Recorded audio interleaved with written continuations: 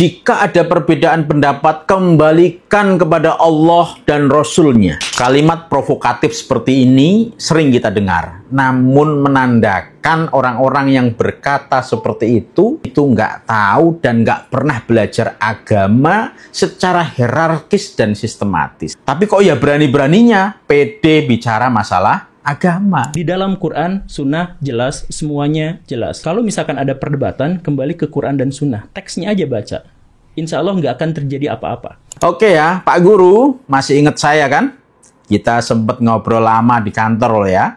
Saya izin mengomentari dikit nih ya. Pak Guru secara lantang mengutip ayat Al-Quran surat An-Nisa ayat 59. Fa in tanaza'tum fi syai'in farudduhu ilallahi war rasul. Jika kalian berlainan pendapat tentang sesuatu, maka kembalikan ia kepada Allah dan Rasul-Nya, yaitu Al-Quran dan hadis. Ibarat kata, umat, kalau kamu bertikai nih, baliklah kepada Al-Quran dan hadis. Bahasa sederhananya sih seperti itu. Oke, secara logika sederhana, memang terlihat logis dan mudah untuk dipahami kata-kata tersebut. Wes pokoknya kembalikan kepada Al-Quran dan hadis. Jangan tafsir ulama. Ini kata Pak Guru ya. Namun, tidak sesederhana itu ya. Kalau Anda benar-benar belajar Islam dengan baik. Nih, saya kasih contoh satu saja. Mohon disimak baik-baik ya. Bagaimana ceritanya kalau terjadi perbedaan qiraat atau bacaan di dalam Al-Quran.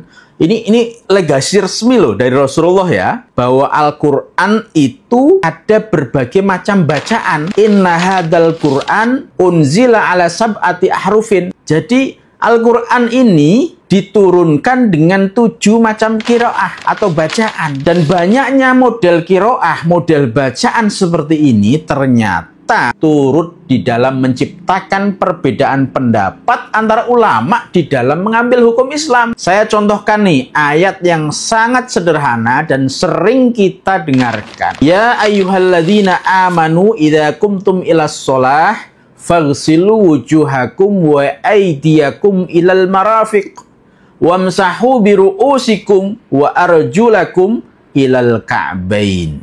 Ini ayat terkait wudhu. Hei orang-orang yang beriman, apabila kamu hendak mengerjakan sholat, maka basuhlah mukamu dan tanganmu sampai dengan siku. Dan usaplah kepalamu, juga kedua kakimu sampai dengan kedua mata kaki. Oke, kita bahas dulu. Imam Nafi', Ibnu Amir, dan Kisai membaca lafadz wa arjulakum dengan i'rab nasab, dengan di fathah lamnya.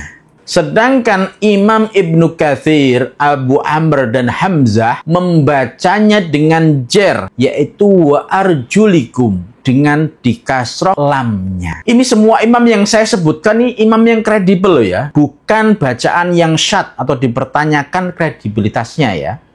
Lah, mayoritas ulama karena memang terjadi perbedaan qiraat seperti itu memilih bacaan nasab atau di fathah wa arjulakum. Sehingga mereka menyatakan yang wajib bagi kita ketika berwudu itu membasuh kaki, bukan hanya sekedar mengusap. Membasuh bukan mengusap. Sedangkan ada sebagian ulama lainnya memilih bacaan jer wa arjulikum, lamnya di kasroh. Ini menegaskan kewajibannya hanya mengusap kaki, hanya diusap kakinya, nggak perlu dibasuh. Kalau sudah ada pendapat seperti ini, bagaimana penyelesaiannya? Ikut Quran qiraat siapa coba? Ya ikut metode ulama jalurnya. Karena mereka yang mengetahui komprehensivitas dan kelengkapan dalil. Apa cukup dengan pendapat kita sendiri ngambil dari Al-Quran? Ya, hafal 100 hadis saja kagak, sok-sokan mau kembali ke Al-Quran dan hadis. Ini baru soal arjulakum wa arjulikum loh ya. Belum membahas soal yang lain. Di ayat tersebut soal